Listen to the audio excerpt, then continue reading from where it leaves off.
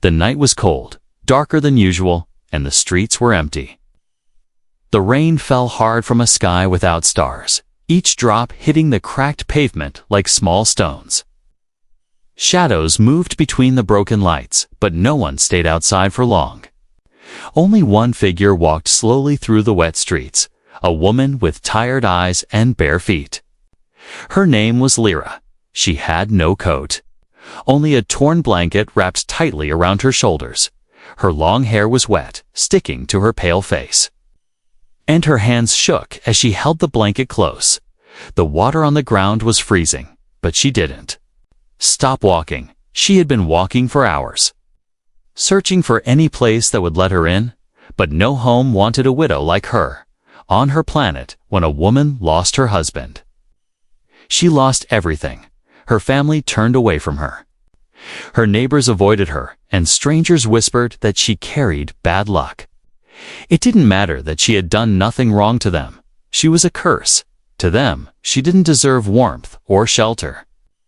Her stomach was empty, her clothes were wet, and her body felt heavier with each step. She passed houses with glowing windows, but every time she knocked, the door closed quickly. Some didn't even open the door. They just shouted at her to leave. She had grown used to rejection.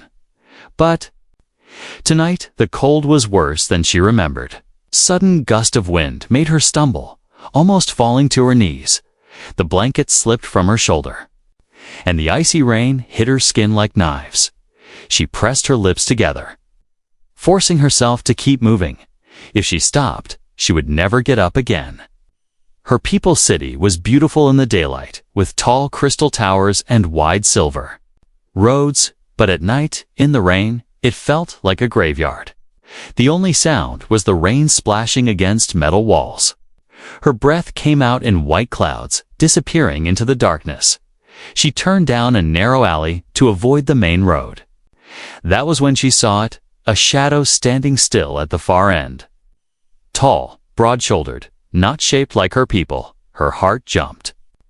Fear crawling up her spine. She had heard stories about humans, dangerous, unpredictable, quick to anger, and now one was standing in her path, blocking the way. She stopped, unsure what to do. The human didn't move, but his eyes seemed to follow her in the dark. He was wearing a dark jacket, rain running off its surface. His face was hard to see under the shadow of the hood.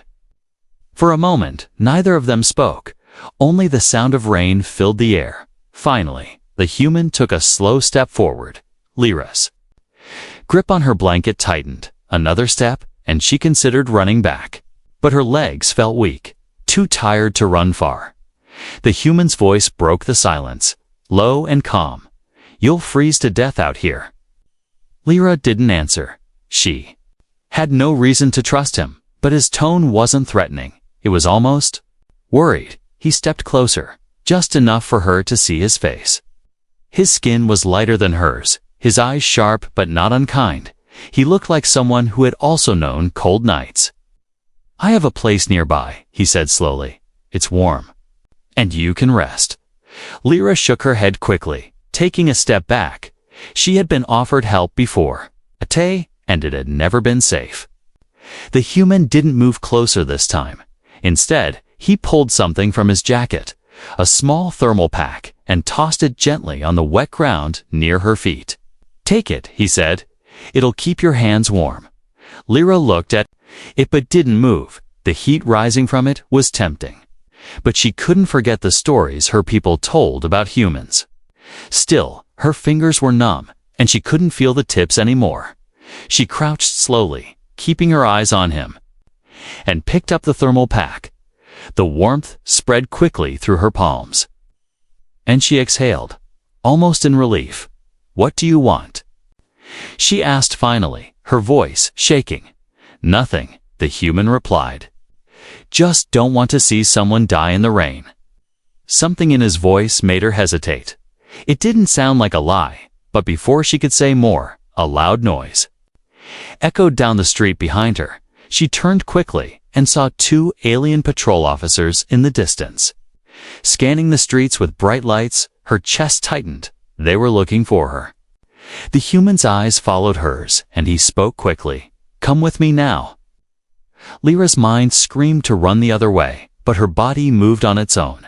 The human turned and led her down the alley. His steps quick but steady, she followed, her heart pounding, not knowing if she was running into safety or danger. The rain fell harder, drowning out the sound of her breathing. The patrol lights swept across the main road but didn't follow them. When they finally stopped in front of a small metal door, the human pulled it open and stepped aside. Lira froze in the doorway, unsure if she should go inside. The warmth from within brushed her face, and for the first time that night, she felt something other than cold. The human looked at her and simply said, "You can stand out here and freeze, or come inside and get warm." Lira took a slow breath, her mind still screaming with doubt, but her body stepped forward into the warmth. The door closed behind her with a soft click, cutting off the sound of the rain. The small room was warm. Dimly lit by a single old lamp in the corner, Lira stood just inside the doorway, her wet blanket dripping on the floor. The air inside smelled faintly of tea and old wood, so different from the damp, dirty streets outside. She didn't move further in, her eyes scanning every shadow, every object, looking for danger. The human closed the door quietly and pulled off his hood. His hair was short, dark, and wet from the rain, and a faint scar ran along his jaw. He hung his jacket on a hook by the door and walked to a small metal stove in the corner. Without looking at her, he spoke. "Sit near the heater." "You're shaking." Lira didn't move. Her people had told her humans were clever, too clever, and could hide their intentions with kindness. She stayed close to the wall, clutching her blanket. The human glanced at her, then poured hot water into 2 metal cups. One cup he placed on the table near the heater, steam curling into the air. "You don't have to trust me," he said, his voice steady, "but at least drink something warm." The heat from the cup reached her even from where she stood. Her frozen fingers ached for the warmth, but her mind kept warning her not to be fooled. Still, she took a slow step forward, then another, until she was close enough to wrap her hands around the cup. The warmth stung at first, then began to spread through her skin. She didn't sip it yet, she just held it, afraid the moment of warmth would vanish. The human finally sat across from her, leaning back in his chair. "My name's Daniel," he said. "What's yours?" She hesitated before answering. "Lira." Her voice was low, like she was afraid the name itself could be used against her. Daniel nodded. "Lira. You're not from here." It wasn't a question, just an observation. She shook her head. Slowly, "No. My home doesn't want me." Her words hung heavy in the air, and Daniel didn't push her for more. He took a sip from his own cup, his eyes never leaving hers. Outside, the rain hit the metal roof hard, drowning out the distant hum of the city. For a long moment, neither spoke. Finally, Daniel said, "You're not safe out there, especially tonight." Lyra's grip on the cup tightened. "I've been fine until now," she said, but the tremor in her voice betrayed her. "You've been surviving," he replied calmly. "That's not the same as being fine." She frowned, unsure why his words stung. Her whole life since her husband's death had been about surviving. One night at a time, one meal at a time. Safety was something she'd stopped believing in. "You don't know me," she said quietly. "Why help me?" Daniel leaned forward slightly, his voice dropping lower. "Because I know what it's like to be unwanted." Lira looked up sharply. Meeting his eyes, he didn't look away, didn't try to hide the truth in his words. "You were a soldier?" she asked. He shook his head. "No. I was the one who refused to be." Her people had told stories of humans, how they fought fiercely in wars, how they could be ruthless, but this man had not fought. And now, here he was, offering her a warm place when her own kind had turned her away. It didn't make sense before she could ask more. A sound outside made her flinch.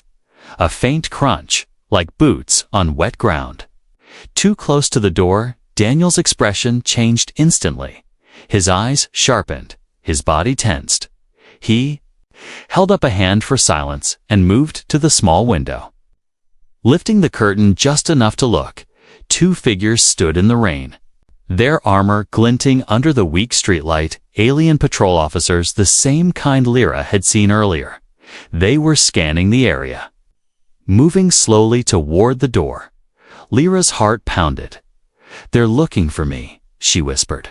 Daniel nodded once, his voice quiet but firm. "Go to the back room." Now, she froze, torn between obeying and running out the back into the rain. "If you leave now, they'll find you in minutes," he said quickly. "If you stay, I can make them go away." Something in his voice, calm but unshakable, made her move. She slipped into the back room, her bare feet silent on the floor. From the dark, she listened. A loud knock echoed through the small shelter. Daniel opened the door just enough to stand in the way, blocking their view inside. One officer spoke, his voice sharp. "We're looking for a widow, alien female, matching this description." He held up a holographic image, and Lyra's stomach twisted. It was her face. Daniel didn't even glance at it. "Haven't seen her," he said flatly. "She's dangerous," the officer pressed, "and a thief."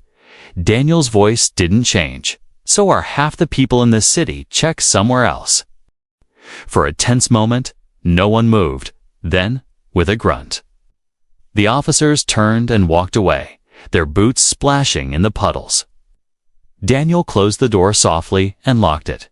He walked to the back room and opened the door, his expression unreadable. "They're gone," he said, "but they'll be back. You can't stay here long." Lira stepped out, her hands still gripping the blanket tightly. "Why didn't you give me to them?" she asked, her voice full of suspicion. Daniel shrugged. "I don't give people to wolves." She stared at him for a moment, trying to decide if he was telling the truth. He turned back to the table and poured more hot water, speaking over his shoulder. "If you want to live, we leave the city at dawn." Lyra's mind raced. Leaving meant trusting him completely.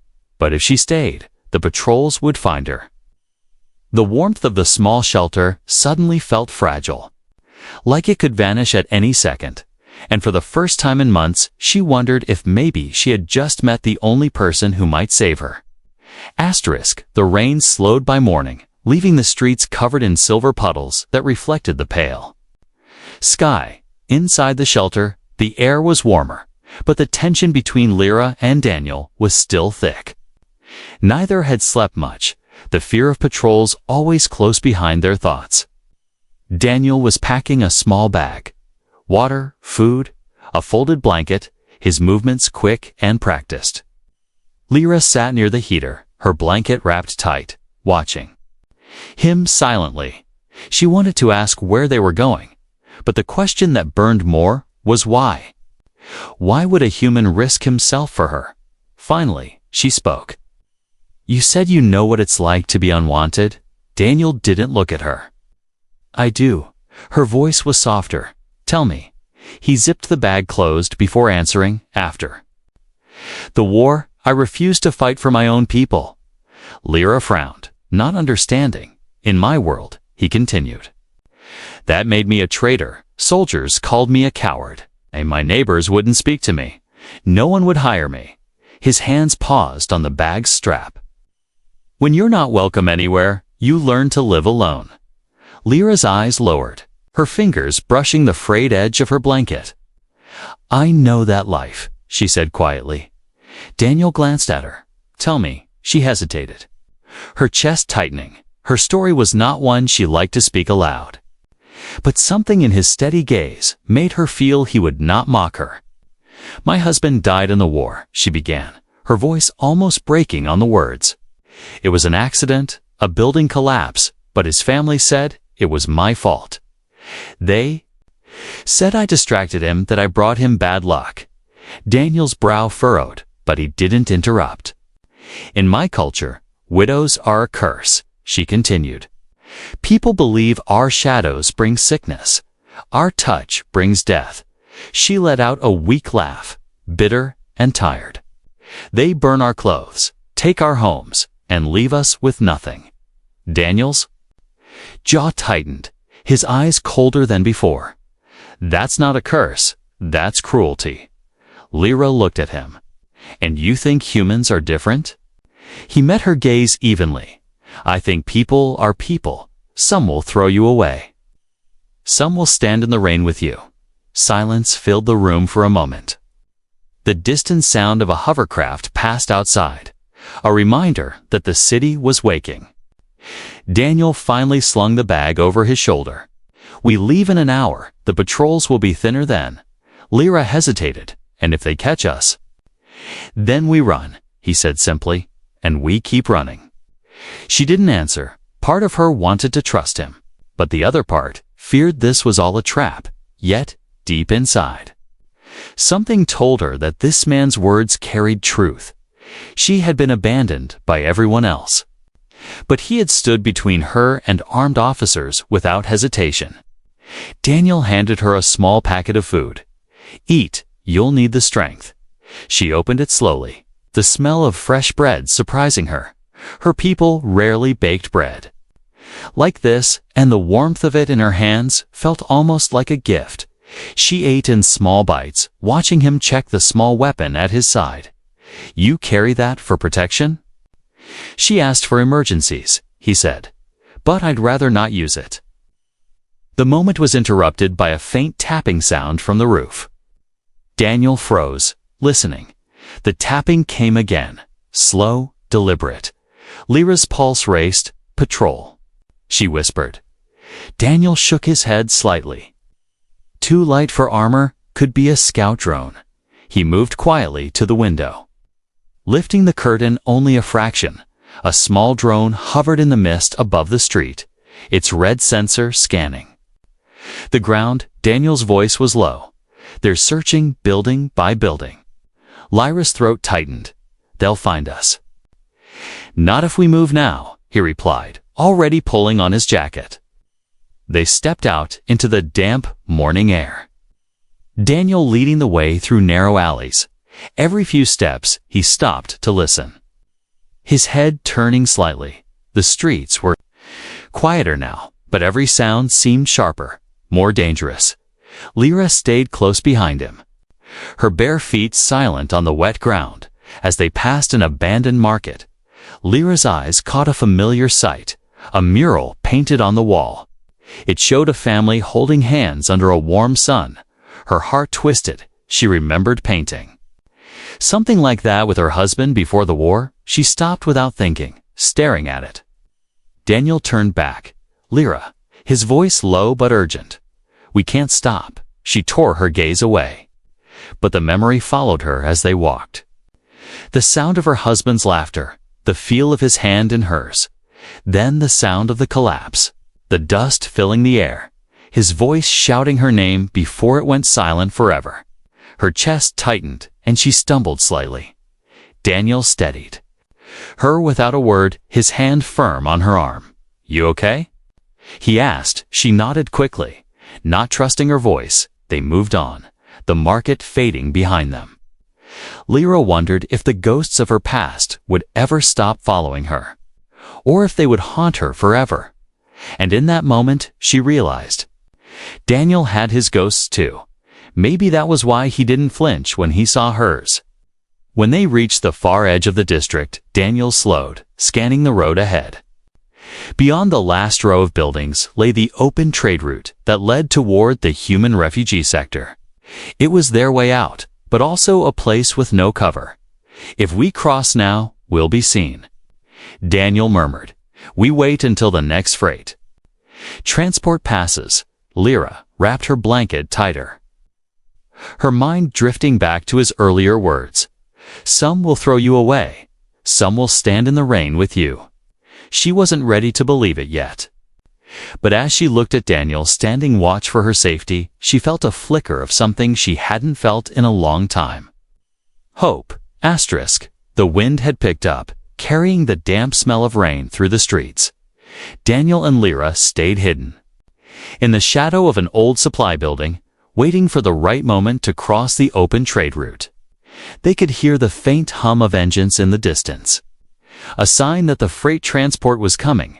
Daniel kept his eyes on the road ahead, scanning every corner for movement. Once the transport passes, we move fast, he said quietly. Lira nodded, clutching her blanket tighter. Her bare feet already numb from the cold ground. Her heart was pounding hard, not from running, but from the thought of being caught. The patrols had been getting closer each hour, and she knew if they found her again, they wouldn't let her go a second time. The sound of the approaching transport grew louder, a heavy rumble that made the ground vibrate. Daniel gave a short signal with his hand, and they stepped closer to the edge of the building, ready to move, just as the transport was about to block their view. A sharp, metallic click echoed behind them.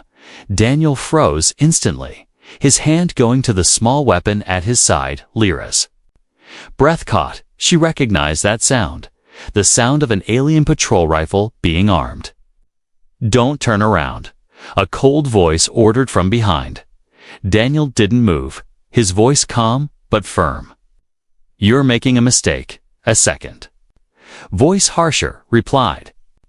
"You're hiding a fugitive, and we don't care if you're human. The penalty is the same." Lyra's chest tightened, her mind racing. She had led him into this. The first patrol officer stepped closer, the barrel of his weapon pressing lightly against Daniel's back. "You'll hand her over now," the officer said. "Or we'll take you both in, one way or another." Daniel's tone didn't change. "If you take her, you'll have to go through me." Lyra's eyes widened. She had expected him to deny knowing her, to step aside. Instead, he stood between her and the patrol without hesitation. The second officer laughed. Brave words. For someone without armor, Daniel shifted his stance slightly, his hands still near his weapon. Brave enough. The tension in the air thickened. Lyra's mind was screaming at her to run, but her legs refused to move. The transport roared past the road ahead, but she couldn't even think about escaping, not while Daniel was about to be shot. The officer behind Daniel pressed the weapon harder against him. "Last chance, step aside." Daniel didn't answer. Instead, he spun suddenly, grabbing the barrel of the rifle and shoving it upward. The first shot fired into the air, with a flash of light, before the officer could react. Daniel slammed his shoulder into him, knocking him backward into the wall. The second officer lunged forward, swinging his rifle toward Lira. Her instincts took over. She ducked low, feeling the heat of the weapon's discharge pass just above her head. Daniel's hand shot out, grabbing the second officer's arm and twisting it until the weapon clattered to the ground. The officer shouted in pain, but Daniel didn't let go until he shoved him back, creating enough space to grab Lira's wrist. "Run, Ellie," he barked. They dashed into the open road, their feet splashing through shallow puddles. The freight transport was still passing, its massive wheels and metal frame blocking most of the view from the patrol. They used it as cover, running alongside it until they reached the other side of the road. Lira's chest burned, her breath coming in sharp gasps. But she didn't stop. Daniel pulled her into another alley, pressing his back against the wall and listening for pursuit. The patrol officers' voices were faint now, drowned out by the fading rumble of the transport. "They'll call for backup," Daniel said between breaths. "We need to keep moving." They pushed deeper into the maze of alleys, every step echoing in the narrow space. The buildings here were older, abandoned, with cracked walls and shattered windows.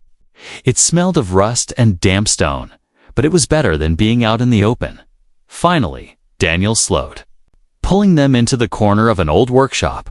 Lira leaned against the wall, trying to steady her breathing. "You could have left me," she said quietly, almost accusing. Daniel looked at her, his face serious. "I told you, I don't give people to wolves." Something in her chest twisted. No one had ever put themselves in danger for her before.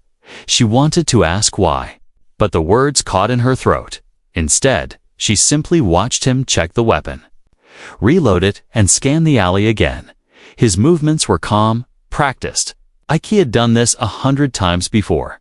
The sound of distant shouting reached them. The patrol had found their trail. Daniel's eyes narrowed.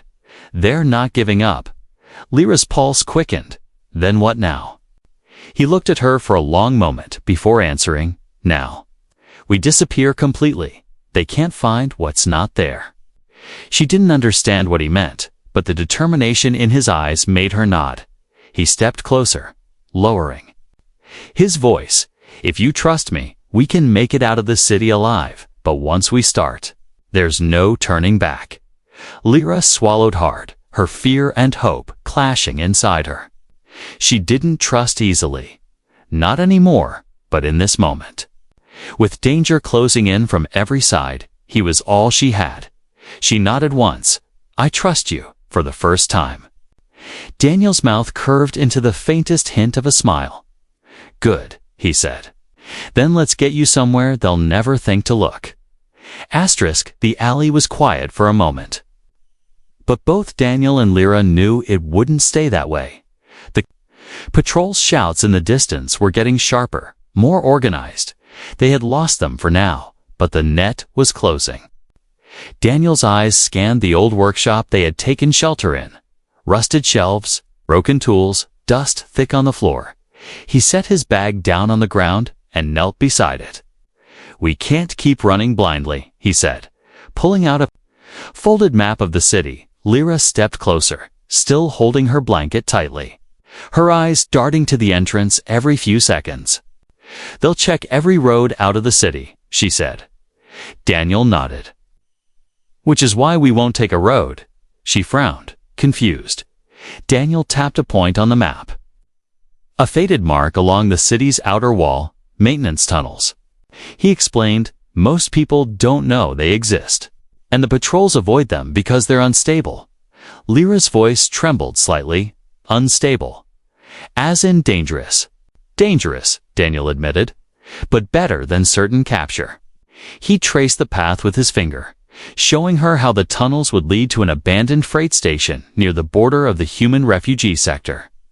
If we can make it there, you'll be safe, he said. Lira didn't answer immediately. She was thinking of all the dark, narrow spaces she had avoided during her time on the streets. Every shadow felt like it could hide something worse than the cold. But she also remembered the look on the patrol officer's face when he held up her holographic image. They wouldn't stop until she was gone or dead. Daniel folded the map and slid it into his jacket. We move at night, he said, until then, we stay invisible. Lira lowered herself to sit on the floor, her legs aching from the constant running. Daniel handed her a small packet of water and another piece of bread. She accepted it silently, feeling the strange comfort of having someone share their supplies without expecting anything in return.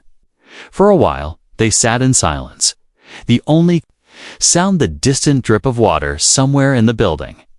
Finally, Lira spoke, her voice soft. You could walk away right now and be safe. Daniel didn't look up from where he was cleaning his weapon. Safe isn't worth much if it means letting someone else freeze in the rain. Her chest tightened at his words. They were simple, but they carried weight. The hours passed slowly. Every creak of the old building making Lira tense outside. The sky darkened again as night returned to the city.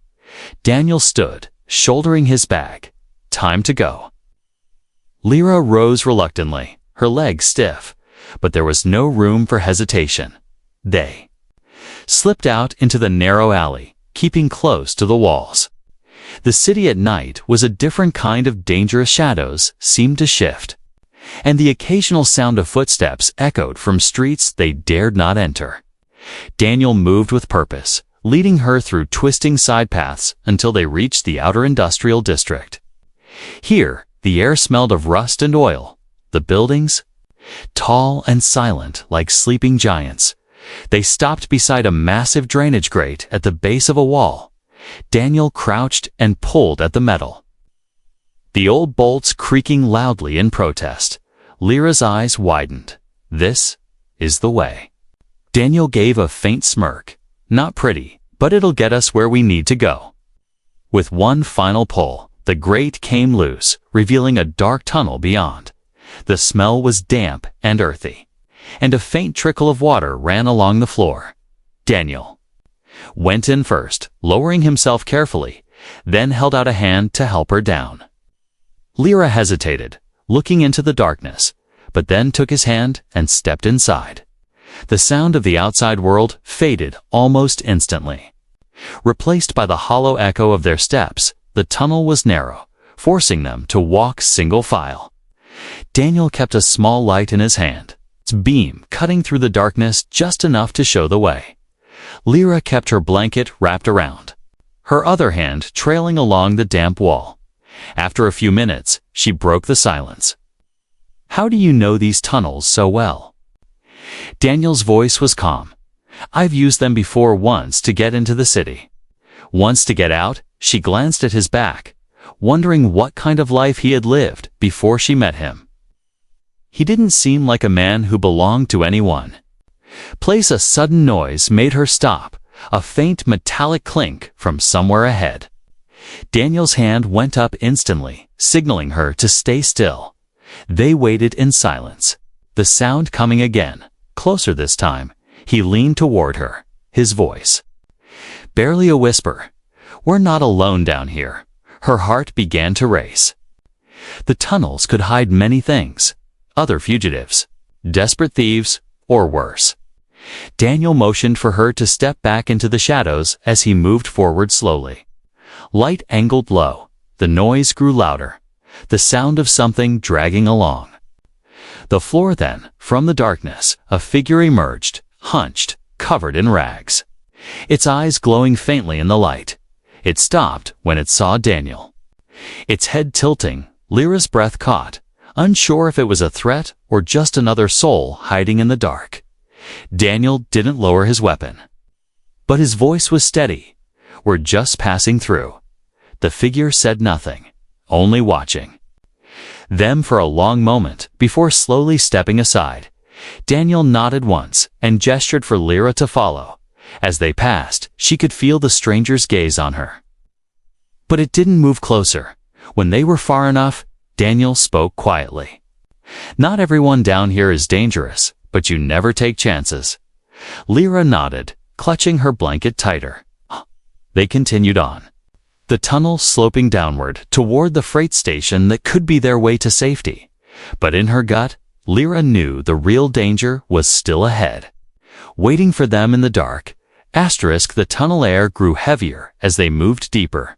The sound of dripping water was louder now, echoing off the walls like faint footsteps following them.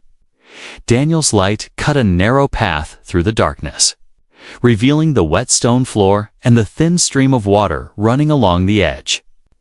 Lira stayed close behind him, each step careful, her ears straining for any sound that didn't belong. The air was damp and cold.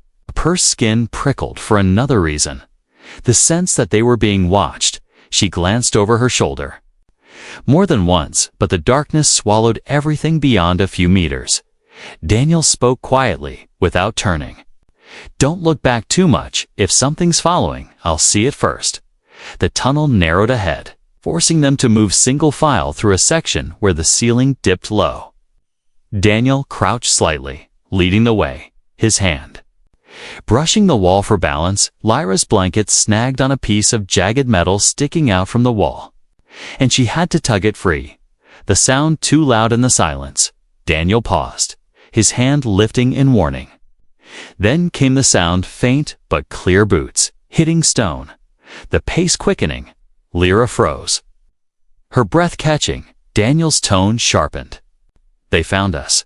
The words sent a shock of fear through her without another word. He grabbed her hand and pulled her forward, breaking into a run. The tunnel floor was slick, and every step sent small splashes of water into the air. Behind them, the footsteps grew louder. joined by the faint hum of drone wings. The patrol hadn't just followed them. They had brought machines to hunt in the dark. The beam from Daniel's light bounced wildly as they ran, casting shadows on the wet walls. At a sharp turn, he pulled her into a side passage, hoping to throw off their pursuers, but the drone's red scanning light flickered at the far end, catching the edge of the wall, their tracking heat. Daniel muttered, "We have to move faster." The tunnel began to slope upward. And faintly ahead, they could see a dull glow.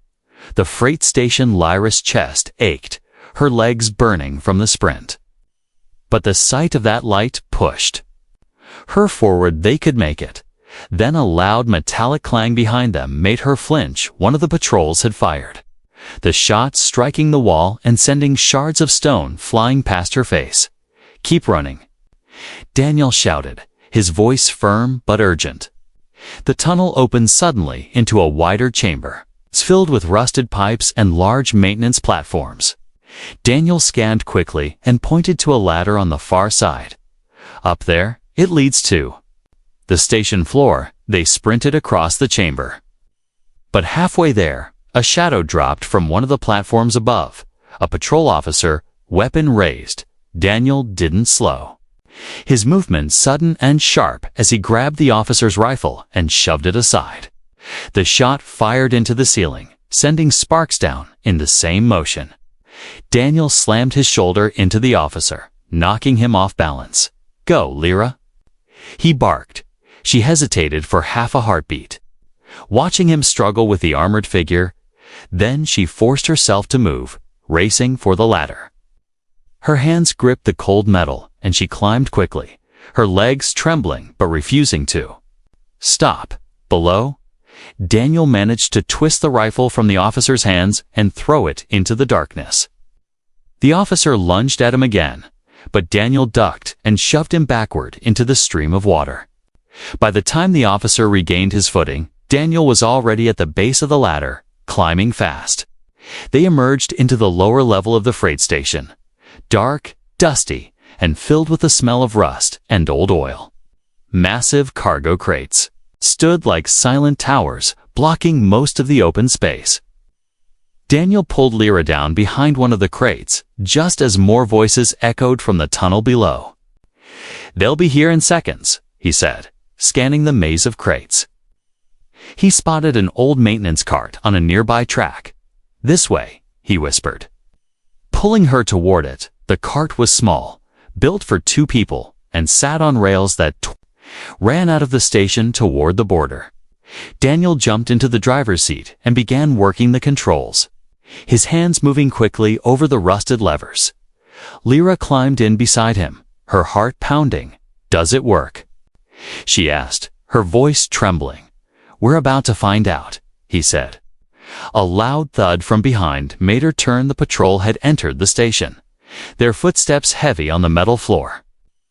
With a groan of old machinery, the cart lurched forward, the rails squealing under its weight. Daniel pushed the throttle and the cart picked up speed, weaving between stacks of crates before shooting toward the open tunnel ahead. Shouts echoed behind them, followed by the sharp crack of weapons firing. Sparks flew as shots struck the rails and the side of the cart. Lira ducked low, clutching the edge of the seat. The tunnel ahead was narrow and fast, the wind rushing past them as they sped away from the station. "They won't follow far," Daniel shouted over the noise. "The rails lead out of their jurisdiction." But Lira didn't relax, not yet. The patrol had chased her this far, through streets, alleys, and tunnels. There was no telling how far they were willing to go. The cart rattled and shook, the sound of the wheels against the rails loud. In her ears, ahead, a faint light grew brighter, the end of the tunnel. Daniel kept his eyes forward, his grip tight on the controls. "We're almost there," he said, and for the first time, she allowed herself to believe it might be true. The tunnel opened into the pale light of early dawn. Cold air rushed in as the maintenance cart rolled out onto an old, overgrown track. The sudden quiet after the rattling ride made Lyra's ears ring. Behind them, the tunnel mouth grew smaller, swallowed by shadow. There were no patrol shouts now, no drone hums. Only the wind, moving through the grass. Daniel slowed the cart until it came to a stop beside a rusted marker pole. "This is as far as the tracks go," he said, climbing out. Lira stepped down, her bare feet sinking into damp soil instead of stone for the first time in months. The world outside the city felt open, freer, yet strange, a place she didn't recognize. Her eyes swept the horizon, where distant low buildings stood under the weak light. "That's the refugee sector," Daniel said, nodding toward the cluster of structures. "It's run by humans. But other races stay there too. No patrols, no forced searches, Lyra's." Breath caught the idea of a place where no one would chase her felt unreal. She followed as Daniel led the way down a narrow dirt path. Their footsteps quiet in the soft earth the closer they got. The more details came into view, smoke rising from small chimneys, the faint sound of voices, the smell of food cooking somewhere ahead. It wasn't the shining city she had once called home, but it didn't need to be. She could already feel something here that she hadn't felt in years, a sense that maybe she could exist without fear. At the sector's entrance, a simple wooden gate stood open, watched by 2 guards. They wore no heavy armor, no weapons raised, just a calm watchfulness. One of them nodded to Daniel, clearly recognizing him. "You're back," the guard said, then glanced at Lira. "And you've brought someone?" Daniel gave a small nod. "She needs a place to stay." The guard's eyes softened. "She'll have it here. No questions, no suspicion, just a welcome." Lira felt her shoulders loosen, the tension she had carried for so long beginning to ease. They entered the settlement, moving through narrow paths between small homes built from mixed materials, wood, metal, even pieces of old cargo crates. Children ran past, their laughter bright in the morning air. Some were human, some alien, all playing together without fear. Lyra's steps slowed as she watched them, her mind struggling to remember the last time she had seen such simple happiness. Daniel led her to a modest building near the center, its walls patched but sturdy inside. It was warm and smelled faintly of bread. A few people sat at a long table, eating and talking quietly. Daniel spoke to a woman at the far end, her face lined with age, but her smile gentle. "This is Lira," he said. "She'll be staying here." The woman came forward and placed a hand lightly on Lyra's arm. "You're safe now," she said softly. "No one here will turn you away." The words hit Lira harder than she expected.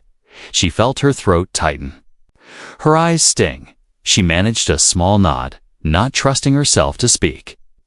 Daniel set his bag down near the door. "You'll have food, a bed, and people who look out for each other here," he told her. Lira looked at him, searching for the right words, but all she could manage was, "Why?" He tilted his head slightly. "Because once, someone did the same for me." She stared at him, the weight of everything they had been through pressing on her chest. Achaia, from the cold rain of the city streets to the chase through the tunnels, he had stood between her and danger again and again, not for payment, not for favor, just because he refused to leave someone behind later.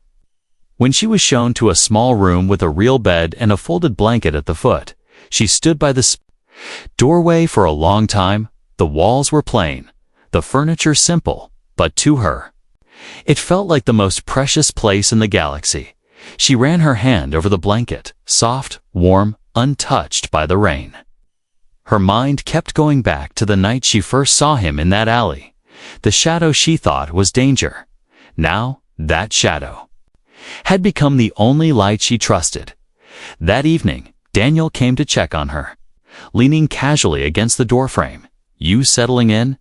he asked. She nodded. "It feels strange." "Strange how?" "To not be cold," she said, her voice quiet but steady. For a moment, they stood in silence, the sounds of the settlement drifting in from outside. Then Lira stepped closer, meeting his eyes. "Daniel," she began, her voice trembling, "back in the city. I didn't want warmth. I thought I wanted to disappear, but you gave me more than warmth." His brow furrowed slightly, but she smiled faintly. "You gave me a reason to stay alive." Daniel didn't reply right away, but there was a softness in his gaze she hadn't seen before. Finally, he said, "You don't owe me anything. Lira, just live." She nodded slowly, holding on to those words like they were the last piece of strength she had left. That night, for the first time in years, Lira lay down on a bed without fear of someone dragging her out. The sound of rain came faintly from outside, but it didn't touch her here. She closed her eyes, the memory of cold streets fading, replaced by the image of a man standing in the rain, offering a stranger warmth. And in her heart, she knew, in a galaxy full of cold hearts, one human had given her a home.